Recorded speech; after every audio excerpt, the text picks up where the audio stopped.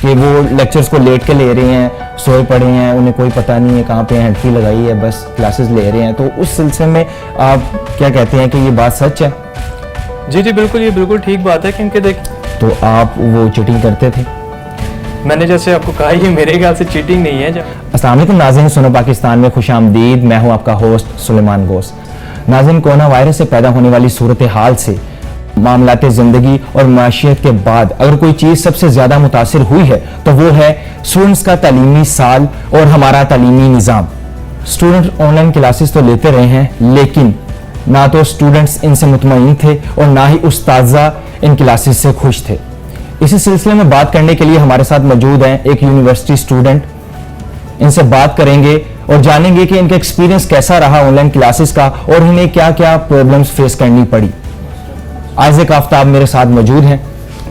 Isaac, کیسے ہیں آپ؟ جی میں بالکل ٹھیک ہوں. آئزک, سب سے پہلے تو آپ ہمیں یہ بتائیے گا کہ آپ کس یونیورسٹی سے ہیں اور کہاں سے بلونگ کرتے ہیں؟ یونیورسٹی آف سینٹرل پنجاب, اور میں لاہور سے بلونگ کرتا ہوں. لاہور سے بلونگ کرتے ہیں جی. تو آپ کون سے پروگرام کی تیاری کر رہے ہیں؟ یہاں پہ میں media and mass communication study کر رہا ہوں, اور یہ میرا 4th سیمسٹر چل رہا ہے. 4th سیمسٹر چل رہا ہے. اچھا, تو آپ ہمیں یہ بتائیے گا کہ کتنے دیر آپ نے آن لائن کلاسز لی؟ میں نے یونیورسٹی میں صرف 1st سیمسٹر جو ہے وہ آن کیمپس پڑھا تھا. اس کے بعد سے جب سے دوسرا سیمسٹر سٹارٹ ہوا تو 1-2 ہفتے کے بعد سے آن لائن کلاسز کا سلسلہ سٹارٹ ہو گیا تھا, تو تب سے آن لائن ہی جو ہے وہ پڑھ رہے ہیں. تو کیسا ایکسپیرینس رہا, گڈ اور بیڈ؟ 50-50 ہے, اچھا بھی رہا اور برا بھی رہا. مطلب کہ آپ کے گریڈنگ سسٹم میں کوئی مسئلہ آیا آپ کے آن لائن کلاسز کی وجہ سے؟ جی بالکل, میرا CGPA جو ہے وہ تھوڑا سا ڈراپ ہوا تھا, اور اس کی وجہ یہی تھی کہ اچھے سے گراسپ نہیں کر سکے, کچھ چیزوں کو سمجھ نہیں سکے, کچھ ٹیکنیکل ایشوز وغیرہ تھے, ان کی وجہ سے تھوڑا سا جو ہے وہ فرق پڑا ہے. ٹیچرز کی بات سمجھ نہیں تھی آتی, یا لیکچرز کو اچھے طریقے سے آپ ریسیو نہیں کر پاتے تھے؟ کیا ایشو کیا تھا آپ کے ساتھ؟ کیا ایشو تھا پرسنلی؟ میرا پرسنل ایشو یہی تھا کہ یہاں پہ آپ کو پتہ ہے کہ جیسے پاکستان کی صورتحال ہے, کبھی لائٹ نہیں آ رہی اور کبھی انٹرنیٹ نہیں آ رہا, آندھی طوفان آ گئی. لاہور میں تو انٹرنیٹ کی اویلیبلٹی ہر جگہ ہے صحیح, لیکن جو ہے کہ ٹیکنیکل ایشوز کہیں پہ بھی کبھی بھی ہو سکتے ہیں. وہ تو ریموٹ ایریاز میں زیادہ پرابلم رہی ہے, اس چیز سے اس چیز کو ہم درگزر نہیں کر سکتے, لیکن لاہور جیسے ایک گنجان آباد شہر میں انٹرنیٹ کی اویلیبلٹی تو بہت زیادہ ہے, تو اس طرح کا معاملہ نہیں ہونا چاہیے تھا. لیکن بہرحال تو پریکٹیکل وغیرہ سبجیکٹ بھی ہیں آپ کے پروگرام میں؟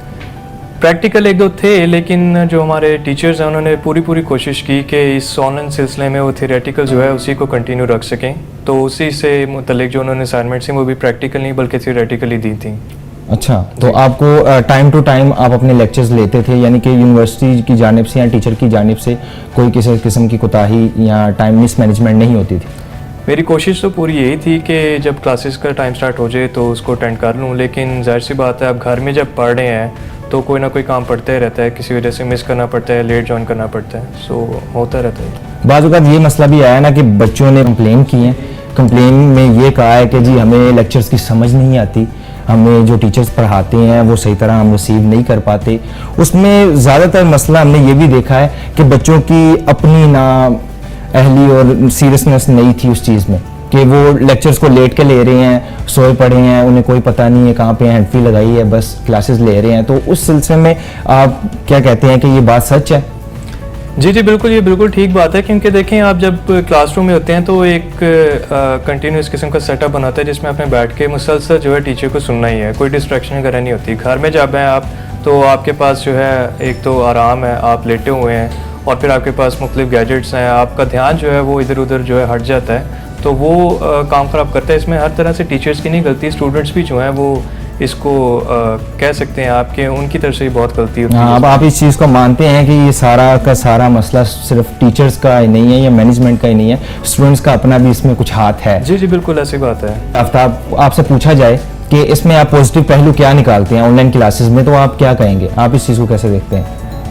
میں اگر پرسنلی اپنا کہوں تو دیکھیں ہمارے ٹیچرز نے جو ہے ایگزامینیشنس کے دوران ہمیں یہ تھوڑی سی آسانی دی تھی کہ جو لیکچرز وغیرہ وہ پڑھا رہے ہیں, جو انہوں نے ہمیں اپنے لیکچرز وغیرہ دیے تھے سلائڈ شوز کے بیس کے اوپر, انہوں نے کہا تھا کہ آپ جو ہے اس میں سے دیکھ کے جو ہے اپنے لفظوں میں اس کو بیان کر سکتے ہیں, کیونکہ اوبیسلی اب سپرویژن تو تھی نہیں وہاں پہ کہ کوئی ہمارے پہ نظر رکھ سکے.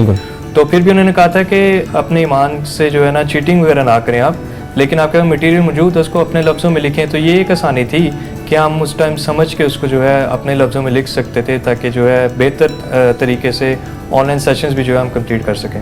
تو آپ وہ چیٹنگ کرتے تھے؟